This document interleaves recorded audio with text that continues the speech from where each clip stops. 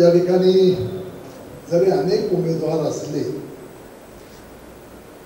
तरी लढाई ही भारतीय जनता पार्टीच्या आणि महाविकास आघाडीच्या आणि अपक्ष एक अशा 3 उमेदवारांमध्ये ही इलेक्शन आपल्याला दिसून येते असं मला वाटतंय। आणि या अनुषंगाने थोडंसं आपल्याशी बोलावं म्हणून या ठिकाणी आपण ही पत्रकार परिषद आयोजित केली। पहिल्यांदा विशाल पाटलांच्या टीका टिप्पण्या आरोप प्रत्यारोप या संबंधामध्ये थोडंसं आपल्याशी बोलतो।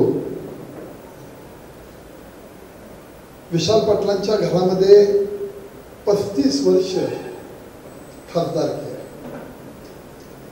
आमदारकी जवळजवळ 10, 12, 15 वर्षाच्या घरामध्ये आमदारकी आहे। त्यांनी हा मुद्दा घेऊन ते इलेक्शन लढवतायत, लोकांच्या पुढे येत आहेत, सहानुभूती घेण्याचा प्रयत्न करतायत की आमच्यावर अन्याय झाला। 35 वर्षामध्ये लोकांनी त्यांना त्यांच्या घरात खासदारकी दिली। 35 वर्षामध्ये त्यांनी केलेल्या कामाचा एकही हिशोब त्यांनी लोकांच्या समोर मांडावा, नसेल तर मी मानतोय। दुसरा विषय असा की त्यांचे आरोप आहेत की संजय काकांनी काही काम केलं नाही। आता ज्यांना स्वतःच्या घराची अस्मिता आठवते, जिल्ह्यावर अन्याय झालेला आठवत नाही,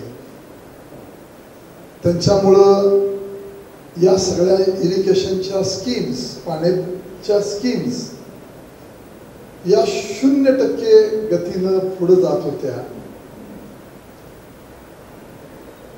अनेक वर्ष दुष्काळाच्या खाईमध्ये तर मिरज पूर्व भाग, कवठे मंडळचा भाग, जतचा भाग, आटपाडीचा भाग, खानापूरचा भाग आणि कडेगाव तालुका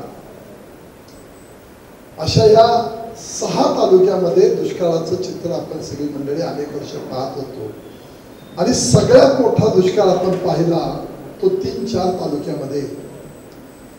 जत मधली तर 50-60 हजार मजूर ऊस तोडायला 5-6 महिने ही माणसं बाहेर जातात, स्वतःचा सगळा नवरा बायको मुलांना सुद्धा घेऊन। इतक्या दयनीय अवस्थेमध्ये हे तालुके होते। त्याला जबाबदार कोण? तुम्हाला लोकांनी ती संधी दिली होती, तुम्ही निकम्मे ठरला, याची जबाबदारी त्यांनी पहिला घेतली पाहिजे। ते जर काम केलं असतं तर त्यांना अधिकार होता की आमच्यावर अन्याय झाला। उलट या जिल्ह्याची अस्मिता त्यांनी बघायला पाहिजे, जिल्ह्याच्या प्रश्नावर त्यांनी आवाज उठवायला पाहिजे। माझ्या माहितीप्रमाणे एकही निवेदन सादर, मोर्चा, आंदोलन एकही त्यांच्या हातनं 10 वर्षामध्ये झालेलं नाही। 2014 साली प्रतीक पाटलांचा पराभव झाला आणि त्यांनी काय घरात राजकारण करून त्यांना राजकीय संन्यास घ्यायला लावला। कसा घेतला, काय घेतला, एवढ्या खोलात आज या पत्रकार परिषदेमध्ये जाता कामा नाही। पण त्यांना राजकीय संन्यासाची भाषा घ्यायला लावली, त्यांना घोषणा करावी लागली। 10 वर्ष ते काम करतायत, विरोधी नेता होता येत नाही, विरोध करताना सुद्धा लोकांचे प्रश्न मांडता येत नाहीत की जी सोपी गोष्ट असते, जे झालं नाही ते करा म्हणून सांगणं, ते सुद्धा यांना जमलं नाही। त्यांनी खासदारकीची स्वप्न पाहायला लागले। तो एक हास्यास्पद प्रकार माझ्या दृष्टीने वाटतोय। कुठंतरी सोशल मीडियाला मोठे पैसे खर्च करून पुण्या मुंबईतनं काही टीमा आणले, 60-70 लोक बसवले आणि सोशल मीडियाच्या माध्यमातून काही प्रकार सुरू झाले, याचा अर्थ ते सगळं मतदानात रूपांतर होतं असं नाही। अपक्ष उभा राहणाऱ्यांना विधानसभेपर्यंत ठीक असतं, लोकसभेला फार अवघड काम आहे। आपला 18-18.5 लाख मतदारांचा हा लोकसभा मतदारसंघ आहे. त्यामुळं ते जे काही भ्रमात आहे की आपल्याला काही टप्प्यात आलेले असं त्यांना वाटतं, की काहीही खरं नाही. लोक उद्याच्या 7 तारखेला ते सगळं बंद करतील आणि 4 तारखेच्या निकालामध्ये आपल्याला स्पष्टपणानं दिसेल की तुमच्या सगळ्यांच्या सहकार्याने, जिल्ह्यातल्या जनता जनार्दनाच्या आशीर्वादानं आपल्याला 2.5 लाखाहून जास्त मताधिक्य मिळेल, हा विश्वास या निमित्ताने मी व्यक्त करतो. तिसरा विषय संस्थांच्या बाबतीमध्ये माझ्याकडे काही यादी आहे. वसंतदादा शेतकरी सहकारी साखर कारखाना तो बंद पाडला, तो चालवायला दिलाय. पण बंद कुणी पाडला? चालवायला दिलं हा एक फॅक्टरी चालावी या उद्देशाने केलेला तो प्रयत्न आहे, पण बंद कुणी पाडला? तिथं काम करणाऱ्या कर्मचाऱ्यांचे जे 15 आणि 20 हजार रुपये पगारावर नोकरी करतात, त्यांच्या फंड आणि ग्रॅच्युटी सुद्धा 4-4, 5-5 वर्ष तुम्ही दिले नाही. पगार 8-8 महिने तुम्ही दिले नाही, 8-8, 9-9 महिने. आज त्या संस्थेचं कॉलेज आहे, तिथं आपल्या पाहुण्यांचा मुलगा बसवून करोडो रुपयांचा तिथंही भ्रष्टाचार चाललाय. 10-11 महिने झाले तिथल्या प्राध्यापकांचे पगार नाही. त्या कारखान्यानं शासनाकडून धडक योजना घेतल्या होत्या स्वस्तात, त्याचेही पूर्ण पैसे भरले नाहीत. धडक योजना बंद पाडल्या. ज्या धडक योजनेमध्ये जे लाभ क्षेत्रामध्ये शेतकरी आहेत त्या 20-22 गावांमधल्या शेतकऱ्यांना प्रचंड मोठं नुकसान झालं, कारण त्यांना तिथं कुठली दुसरी इरिगेशन करता येत नाही ह्यांच्या NOC आल्याशिवाय. तेव्हा त्याही 20-22 गावातल्या काही शेतकऱ्यांना प्रचंड मोठा त्रास यांच्यामुळे झाला. त्यांची राजकारण सोडून द्या, पण आर्थिक अतिशय मोठी कुचंबना झाली. त्याला जबाबदार कोण? शेतीला मळीपासून तिथं डिक्शनरी आहे. शेरी नाल्याचा प्रश्न अनेक वर्ष आपण पाहतोय की ज्याच्यावर कैलासवासी संभाजी पवार आप्पा यांनी फार मोठे प्रश्न उभा केले. आणि या सगळ्या प्रकरणामध्ये सांगलीला इतकं दूषित पाणी येतं की आपण मधल्या 5-6 महिन्यापूर्वी एक घटना पाहिली की ते पाणी नदीत मिसळल्यामुळे जरा जास्त सगळे मासे मरून पडले होते आणि ते तरंगत होते. हे वर्षानुवर्ष चाललंय. साखर कारखाना काढला, प्रगतीच्या दिशेने जायला पाहिजे, पण त्याच्यावर ट्रीटमेंट करून जे पाणी सोडायला पाहिजे ते आजपर्यंत यांनी केलं नाही.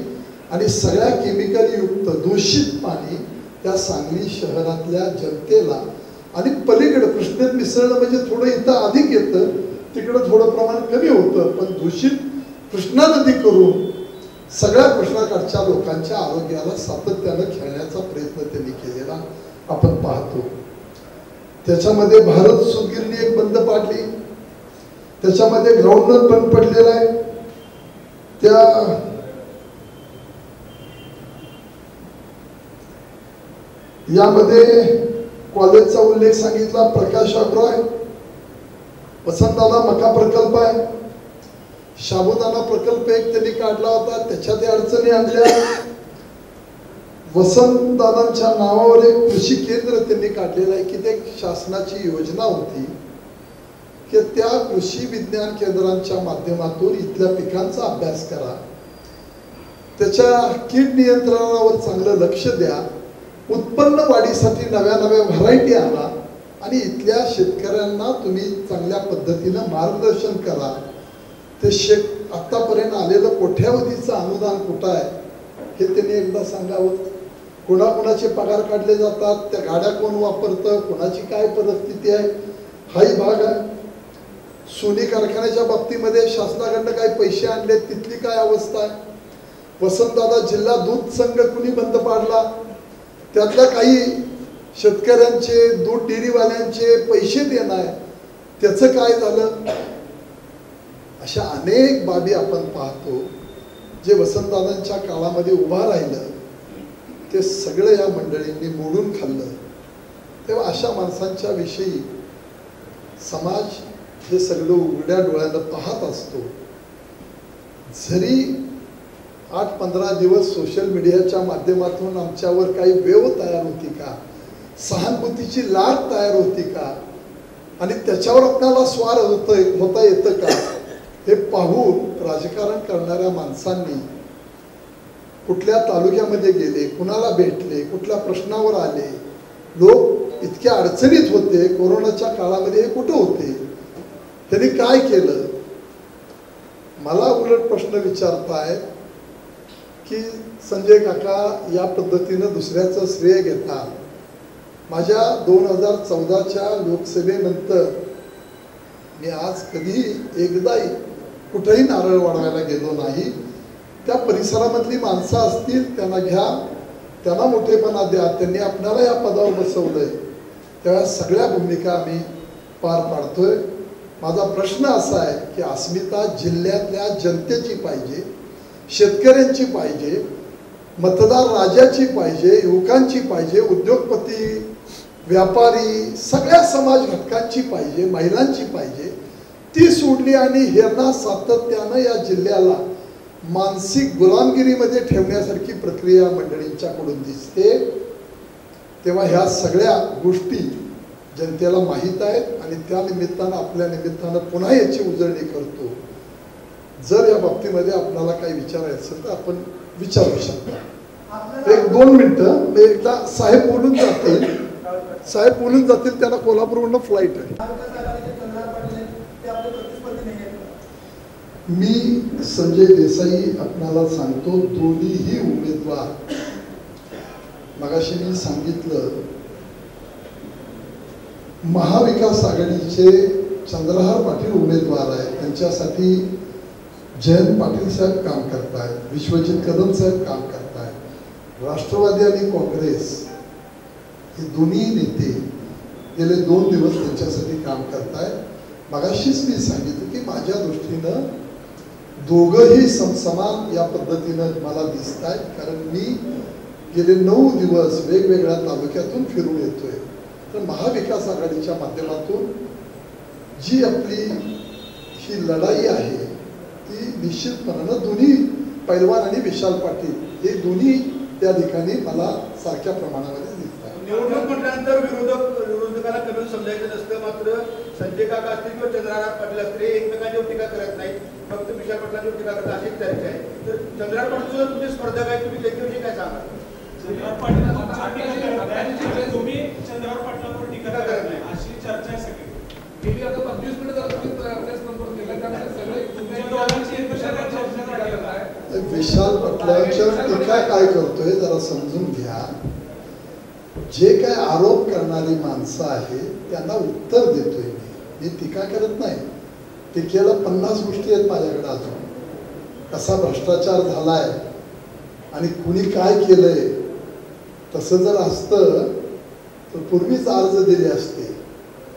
त्यामुळे अजून काही संयमाचं भान आहे आम्हाला, पण कुणाचा तरी बॅलेन्स सुटलाय, कोणतर वैफल्यग्रस्त झालंय, त्याला मी उत्तर देतोय, मी टीका करत नाही. चंद्रहार पाटलांच्या उमेदवारी बाबतीमध्ये ते पैलवान म्हणून चांगले आहेत, पण मला वाटत नाही की त्यांचं या राजकारणामध्ये काही योगदान काम. पण या नेत्यांच्या मदतीनं तेही चांगल्या मतापर्यंत घोडदौड सुरू आहे असं माझं मत आहे. आणि टीका केल्यानं राजकारण होतं असं नाही, उलट एक दर्जानं राहावं लागतं. आणि काचेच्या घरात राहणाऱ्यांनी आमच्यावर दगड टाकले. काका विशाल पाटलांनी सांगितलेलं आहे की माझी उमेदवारी मागे घेतली असती तर चंद्रहार पाटील मागे घेऊन काका हे बिनविरोध झाले असते. उचलली जीप लावली टाळ्याला अशी प्रवृत्ती असणारी माणसं आहेत. गेस्ट हाऊस ते बँक आणि बँक ते गेस्ट हाऊस वावरणाऱ्या माणसाला काय उत्तर द्यायचं आहे? मी सांगितलं कोरोनाच्या काळात कुठं होते, काय केलं, कुठल्या प्रश्नावर आले. मला एक सांगा, कोयनेच्या पाण्यासंबंधामध्ये तुम्ही अनेक वेळा आपण बसलो, 2 मीटिंग आपल्या झाल्या, एक शब्द तर बोलले पाणी कोयनेतनं सोडलं पाहिजे, आमच्या जिल्ह्यातल्या शेतकऱ्यांना माणसांना. नदी कोरडी पडली 3 वेळा. एक निवेदन द्यायचं. एक विश्वजित कदमांनी मोर्चा काढला होता, तेवढं येऊन हात करू निघून गेला. काय कुठल्या प्रश्नावर या माणसानं विरोधी म्हणून काम केलं एवढं सांगा. कुठल्या प्रश्नावर? काही गोबेल्स नीतीचा वापर चाललेला आहे, पण ते अंतिम सत्य नसतं. ती सूज आहे. ती सूज आपोआप 7 तारखेला उतरेल, बंद होईल सगळी ती पेटीत आणि 4 तारखेला दिसेल. त्यांनी एक वाक्य उचलले, आता वारं फिरले. ग्रामीण भागात पाहता संजय काकास या नावावर शिक्कामोर्तब होताना दिसले. पण त्या वाक्याचं काय आता वाटत? वारं फिरलंय ते कुठल्या संपर्कात आहेत, कुठल्या गावात जातात? तुम्हाला सांगतो, त्यांची खरी माहिती काढा. पंचायत समिती वाईज ते 8, 9, 10 गावात जातात. 100-150 माणसांच्या पलीकडे 10-12 गावातली माणसं जमत नाही. ते सोशल मीडियाच्या माध्यमातून त्यांचा ट्रेंड चालवण्याचा प्रयत्न आहे. एक गावामध्ये आमची 1000 माणसांची 1200 माणसांची सभा आहे. फोटो आहेत, ते काय आपण दिशाभूल करणारी माणसं नाही ना. त्यामुळे 100-150 माणसं गोळा करायची आणि माझ्यावर टीका टिप्पणी केली की माणसाला जरा बरं वाटतं. काही हाताला माणसं धरलेली आहेत, त्या लोकांची अवस्था काय आहे तुम्ही बघताय. या निवडणुकीत बघा, जिल्ह्याच्या विकासाला प्रश्नावर बोलण्यापेक्षा आपले टीका टिप्पणीवर जास्त होत आहे. तुम्ही 10 वर्ष खासदार म्हणून काम करता, तरी विकासाला मुद्दा घेऊन का उभं आहे? आता विकासाच्या मुद्द्याबाबतीत तुम्हाला सांगायला हरकत नाही की आपण किती पैसे आणले आणि काय आणले, थोडंसं तोही उल्लेख करतो. टेंबू योजनेसाठी आपण 1538 कोटी रुपये आणले आणि ती योजना पूर्णत्वाला गेली. आता टेंबू योजनेचे विस्तारित टेंबूचे 2324 कोटी रुपयांचे टेंडर निघालेले आहे. आचारसंहितेमुळे ते उघडता आले नाही. कोण लोएस्ट असेल उघडल्यावर ते कळेल, त्याला टेंडर मिळतील, कामकाजाला सुरुवात होईल. म्हैसाळ योजनेसाठी आपण 2100 कोटी रुपये 2017 साली प्रधानमंत्र्यांच्याकडनं कृषी सिंचाई योजनेमधनं सेंट्रलमधनं आणले आणि अनुशेषाच्या बाहेर जाऊन हे पैसे आपण खर्च केलेले आहेत. म्हणजे अनुशेष त्याला नव्हता, डायरेक्ट पैसे महामंडळाला आणले. त्यावेळी मी उपाध्यक्ष होतो. रेल्वेचं डबलीकरण आहे. सगळी ह्या गोष्टी काढल्या तर तारळी लिंक जोडून घेतली. महापुराचं नियंत्रण करणारी महाराष्ट्र रिलीजन डेव्हलपमेंट प्रोग्राम जो आपल्याला महापूर येतोय त्याच्या बाबतीमध्ये आपण पैसे आणले. 2338 कोटी रुपयाचा प्रस्ताव दिला. कृष्णा नदीवर जे बंधारे आहेत त्याचा TDS मध्ये तुम्ही सगळ्या पत्रकारांनी तो मुद्दा लावून धरला. मी त्या महापालिकेच्या आयुक्तांना अधिकाऱ्यांना घेऊन 2दा गेलो. वालचंद इंजिनिअरिंग कॉलेजमधली एक्सपर्ट टीम घेतली, त्यांचा सर्वे करून त्याची माहिती घेऊन सगळ्या गोष्टी रिपोर्ट दिला. तर कृष्णेच्या पाण्याचा TDS एवढा जास्त आहे, तो जवळजवळ 1300-1400चा TDS येतोय आणि वारणेचा कमी आहे. म्हणून तिथं बॅरेजेस धरतोय, एक कृष्णेवर धरतोय आणि एक वारणेवर धरतोय आणि दोन्हीचं मिक्स पाणी करण्यानं तो TDS आपोआप कमी होणार आहे. तो 500-600 पर्यंत येईल. तेव्हा अशा सगळ्या अनेक प्रोग्राममध्ये आपण लक्ष देतोय. त्या सगळ्या गोष्टी घडवतो. महापूर पहिला 2005 साली आला. आज किती वर्ष झाली? माझ्या माहितीप्रमाणे 19 वर्ष झाली. पुन्हा 2019ला आला, पुन्हा थोडा 21ला आला. 3 वेळा महापूर आले. या मंडळींनी काय केलं यासाठी? विरोधी बाजू सुद्धा मांडता येत नाही. पुन्हा आपल्याला महापालिकेसाठी जवळजवळ 4450 कोटी रुपये आपण आणले वेगवेगळ्या हेड घालून. त्यामध्ये मीटर अद्यावत करायसाठी माणसांना 4,500-5 हजार रुपये खर्च यायला लागला. त्याच्यासाठी आपण जवळजवळ 70-75 हजार मीटरचे 12-13 कोटी रुपये आपल्याला लागतात ते आणले. त्याच्यामध्ये प्रधानमंत्री प्राधान्य आपला गरीब कल्याणमधनं पैसे आपल्याला आलेले आहेत. त्याचा आकडा मोठा आहे. 4000 या ठिकाणी रस्ते विकासाच्या माध्यमातून 26,010 कोटी रुपये आपण नॅशनल हायवे आपल्या जिल्ह्यातल्या रोडचे सांगतोय त्याची किंमत. रेल्वे विकासासाठी आपल्याला सगळे मिळून 5,652 कोटी रुपये पण आणले. ते डबलीकरण केलं, इलेक्ट्रिफिकेशन केलं, उड्डाण पूल केले, 10-12 उड्डाण पूल केले जिथं माणसांना नागरिकांना त्रास होत होता. याच्यामध्ये किसान सन्मान निधीचे आपल्या जिल्ह्यामध्ये 490 कोटी रुपये आले. आयुष्यमान भारत प्रधानमंत्री जनधन आरोग्य योजनेमधनं 1,66,247 लोकांना 428 कोटी 27 लाख रुपये या जिल्ह्यात आले. ऊर्जा विभागातनं 2180 कोटी निधीचा वर प्रस्ताव दिलाय की जे पाणी थोडंसं मिळतंय पण लाईट येत नाही, तोही प्रस्ताव मंजुरीच्या अंतिम टप्प्यात आहे. अनेक आरोग्याच्या बाबतीमध्ये हॉस्पिटलच्या बाजू आपण भक्कम केल्या, अनेक काम आहेत. त्यामुळे विकास कामांच्या बाबतीमध्ये त्यांनी कधी यावं आणि आपल्याशी एका व्यासपीठावर चर्चा करावी.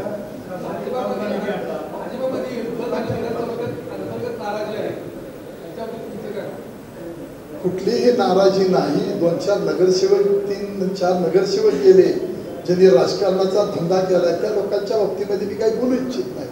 पण नाराजी कुठलीही नाही. जतमधला काही नाराजीचा संबंध नाही. माणसं कोण कोणाबरोबर आहे हे तुम्हाला रिझल्टनं दिसतंय. त्यामुळे कसली नाराजी नाही काय नाही. काका तुम्ही नेहमी सांगायचं की विशाल पाटील रिंगणात आता रिंगणात आल्यावर तुम्हाला जड जात आहेत का?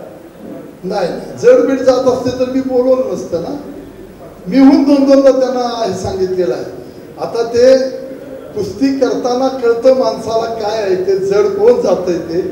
त्यामुळे त्याला ते 7 तारखेला कळेल. तुम्ही नेहमी स्पष्टपणे भूमिका मांडता कुठल्याही विषयाची. मगाशी सुद्धा चंद्रकांत पाटलांच्या बद्दल सांगितलं की मतदान जास्त घेताना दिसतंय, तर विश्वी कर्माच्याबद्दल तुम्हाला काय वाटते? ते चंद्रकांतचं काम करतील तर विशाल पाटलांनी?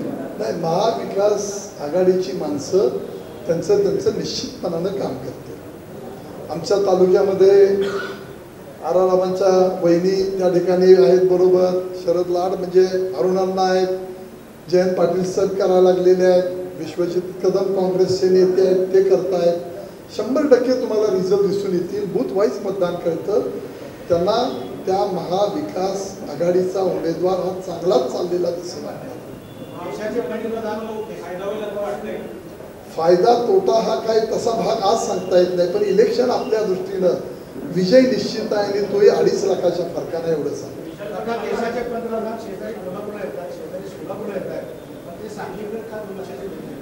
दुर्लक्ष म्हणता येत नाही. त्या ठिकाणी सभा देताना थोडीशी आपली सीट सर्वे इंटेलिजन्स याचा सगळा भाग बघितला तर आपल्याला इलेक्शन ही सुखकर आहे. त्यामुळे जिथं अडचण आहे तिथं प्रधानमंत्री जातात. बापू नाही यायची आवश्यकता. आपण दिगंबर विषय प्रश्नाचे छेडछाड करू नका. जिथं सुखकर इलेक्शन आहे तिथं जाऊन ते करत नाही, जिथं अडचण आहे तिथं ते जातात. हा विषय चाललेला आहे.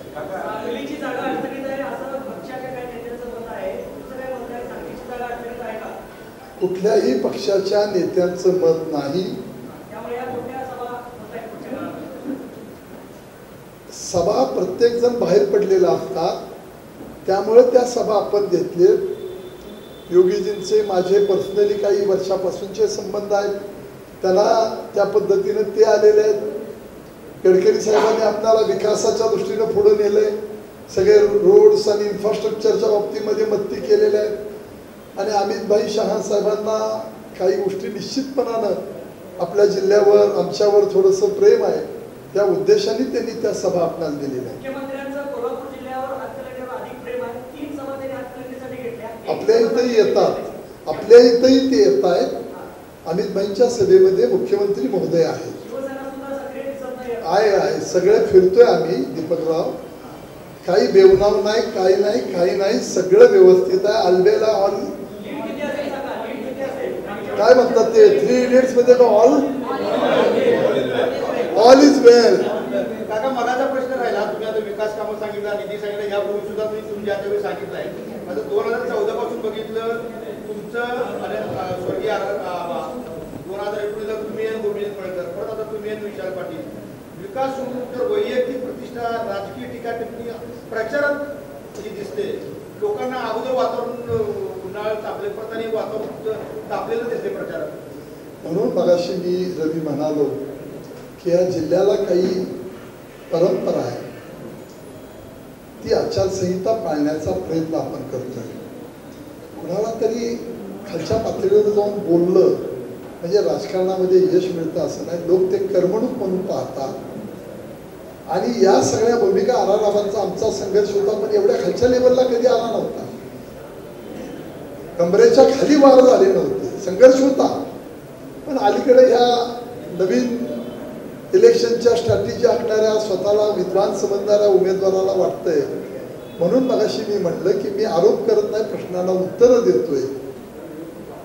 आरोप केले आणि काही तक्रारी केल्या तर आपली वाटचाल कुठं असेल त्याचा विचार त्यांनी करावा. काका सातत्याने विचारतोय म्हणजे विशाल पाटलांच्या सांगलीच्या अस्मिता ह्या मुद्द्याच्या भोवती सगळी प्रचार काय अस्मिता नाही, घराण्याची अस्मिता म्हणताय. सांगलीची अस्मिता म्हणत नाहीत. ते आमच्यावर अन्याय झालाय. हे बघा इथं आकडे काढलेले आहेत आपण. किती वेळा या सगळ्या बाबी त्यांच्या घरामध्ये हे होत्या. त्यांच्या घरामध्ये 12 वेळा खासदारकी होती. 12 वेळा खासदारकी होती. मी आणलेले 10 वर्षातले पैसे, लोकसभे पैसे म्हणजे विकास कामाचे, आणि 12 वेळा त्यांनी खासदार होऊन आणलेले पैसे माझ्या 5% सुद्धा पैसे होत नाही. त्याला विचारा, 5% सुद्धा माझ्या पैसे होत नाही. त्यामुळं अस्मिता ते घराण्याचे दाखवतात.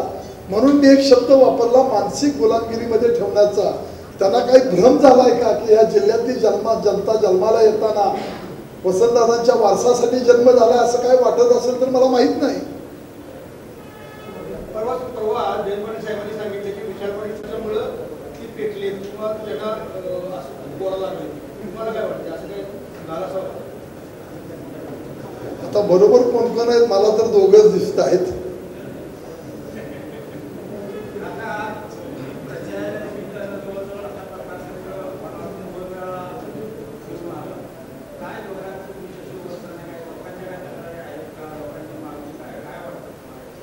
हे पहा, उन्हाळा अतिशय कडक आहे. मागच्या वेळेला पाऊस कमी झाल्यामुळं कोयना धरणामधनं जो साठा आहे तो कमी झालेला आहे. लोकांना अपेक्षेप्रमाणे आता 41-42 घरामध्ये तापमान आहे.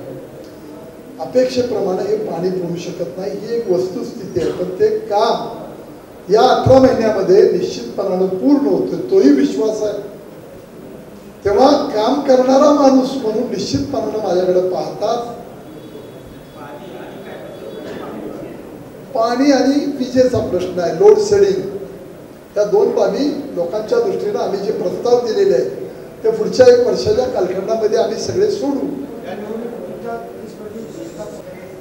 मला दोन्ही वाटतात. म्हणून तुम्हाला मगाशी मी म्हटलं की महाविकास आघाडीचे उमेदवार पहिला चंद्रहार पाटील आणि अपक्ष उमेदवार विशाल पाटील असे मला दोन्ही वाटतात. शेवटचे राहिलेले 5-7 दिवस ह्या नेते मंडळींनी त्यांचं काम चालू केलंय. मला असं वाटतंय की विशालपेक्षा अपक्ष उमेदवाराची शेवटपर्यंत यंत्रणा पोचत नसते. त्यामुळं 2 नंबरला हे पहिलवान चंद्रहार पाटील राहतील असं माझं मत आहे. काँग्रेसचा प्रचार करणं किंवा तुमच्या विरोधात प्रचार केला वगैरेवर आरपीआयच्या पदाधिकाऱ्यावर कारवाई केली आहे निलंबनाची, मात्र विशाल पाटलांच्यावर अद्याप कारवाई केली नाही. म्हणजे काँग्रेसची काही मुख्य संमती आहे काय नाही ते मला आयडिया नाही, पण आपण कसं सांगणार. साताऱ्यामध्ये नरेंद्र मोदींनी सोशल मीडियावर नाराजी व्यक्त केली आहे. मगाशी पण तुम्ही विशाल पाटलांच्या संदर्भात नाराजी व्यक्त केलेली नाही. सोशल मीडियावर विजयी झालेले आहेत भाजप. संजय नाराजी व्यक्त केली नाही. त्यांना वाटतंय की त्याच्या माध्यमातून आपणाला हे इलेक्शन लोकांच्या पर्यंत पोहोचून 100% यश येतं असं घडत नाही. नाराजी व्यक्त केली नाही.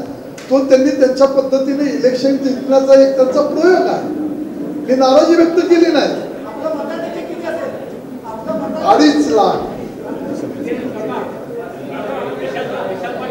1 तारखेला सायंकाळी 5 वाजता आदित्य 4 वाजता योगी आदित्यनाथांची सभा आहे चिंतामण कॉलेजच्या ग्राउंडवर. जरा सगळ्या लोकांच्या पर्यंत ते पोहोचावं ही एक विनंती. 3 तारखेला विटा शहरामध्ये महात्मा गांधी हायस्कूलवर अमितभाई शहांची सभा आहे. त्याही बाबतीमध्ये आपण ते 2 मिनिटं अमितभाईंची सभा आहे आणि गडकरी साहेबांची 4 तारखेला सभा आहे. जरा सगळ्याच्या व्यवस्थित बातम्या द्या. त्यासाठी पत्रकार परिषद आयोजित केली, तीही तुम्ही व्यवस्थित द्या. आयडिया नाही मला, वेळ माझा इथे बघितला.